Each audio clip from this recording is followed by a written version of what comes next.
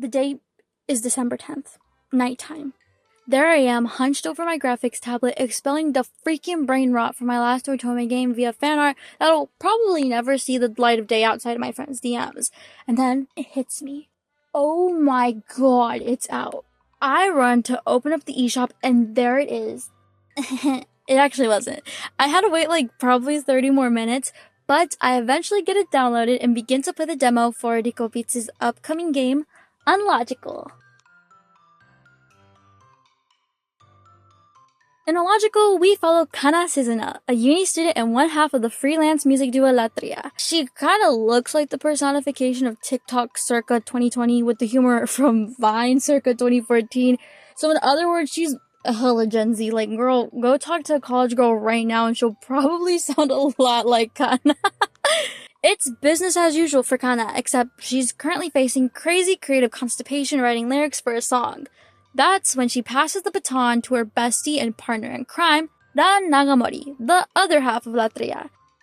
We soon find out that Dan has received a weird message in their work email, marked as an invitation of sorts. The email relays to Dan that he's been selected to participate in something called Unlogical. The two find it sorta weird, but they end their phone call and go on about their nights. However, a few nights later, Kana gets a similar message, but instead of an odd spam-like email, she gets a creepy message on the TV in the middle of the night and a random man answering the phone when she frantically dials Dan for help. The next morning, she turns up at Dan's place, justifiably terrified, and while the two are discussing the nature of these weird messages, they're both transported to the very place referenced in them, Unlogical, a VR game world where those selected to participate have the chance to win a big cash prize. Now on to my thoughts. The demo is pretty short. Ignore how long it took me to play it. Nonetheless, it was coming through with the creepiness at the beginning. I'm not even kidding. The scene where Kana gets the message in the middle of the night spooked me out so bad. I freaking got war flashbacks to this one night. Like, I'm straight up Eepin. But then I wake up to the sound of a random woman's voice inside my dark, empty studio apartment in the dead of night. And like, I am scared out of my mind, but I muster up the courage to go look, and then it turns out that my phone had turned on a random VTuber stream by itself, which is still creepy, but I had work tomorrow, so anyways. Admittedly, the creepy vibes dwindle down a bit as we introduce and reintroduce the love interest. It didn't bother me too much since I think it's a purposeful false sense of security that's supposed to be built up. Right now, everyone is under the pretense that their participation is voluntary and safety mostly guaranteed. And I don't know, guys, something has told me that's not quite the case. I personally found myself the most interested in Dan and Yuri, love interest-wise. For Dan, I am a really big fan of the cadence of his speech, which has nothing to do with the character really, but like, girl, like, listen to this. 適度に発散しないと迷走し始めるからね。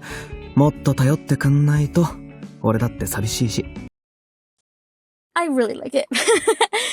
I also find his dryness super funny, and he just slightly reminds me of Yuzu from Anonymous Noise. If anyone remembers that, I'm pretty certain I finished the manga like a decade ago by this point, but I can't remember if the MC picked him in the end or not. Knowing my luck with love triangles, I'm not gonna go double check.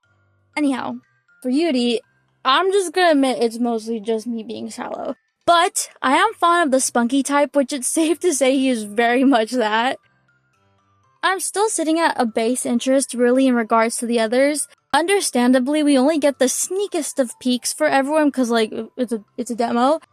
I just feel like I need more time with them to really ignite my curiosity. There's a plethora of side characters in Unlogical, most of which we don't meet.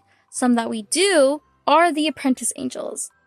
Apprentice Angels are NPCs assigned to each participant designed to support them, which brings me to my favorite character so far, Kohaku. Kohaku is Kana's assigned angel, and he is so cute!